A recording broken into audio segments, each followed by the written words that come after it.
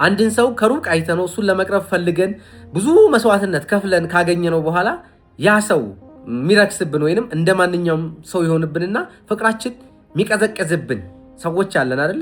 ይሄ የሆነው ለምንድን ነው? ያንን ሰው ከሩቅ ሆናችሁ እናንተ ምናባችሁ ላይ የፈጠራችሁት የውሸት ማንነት ነው። ስትቀርቡት ግን ያ ሰው ሪያሊቲውን እንደማንኛውም ሰው መሆኑን ተራ ማንነቱን ተራ ደካማ ማንነቱን ስታውቁ እንደማንኛውም ይሆንባችሁና አእምሮ ደግሞ ያንን እንደምን ይቀበለዋል? ፍቅር እንደ መቀዝቀዝ ይቆጥረዋል ማለት ነው። ሁለተኛ ደግሞ ከሩቅ ሆነን ያንን ሰው ለማግኘት በምንጥርበት ጊዜ አእምሯችን ውስጥ አንጎላችን ዶፓሚን የተባለ የደስታና የጉጉት ስሜት ይፈጥርና ያንን ሰው ካገኘነው በኋላ ያ ዶፓሚን የደስታና የጉጉት ስሜት እየቀነሰ ሲመጣ ፍቅራችን የቀነሰ ይመስለናል። ይሄ በምንፈጥረው የተሳሳተ አረዳድ ነው። አንደኛ ፍቅር አይቀዘቅዝም።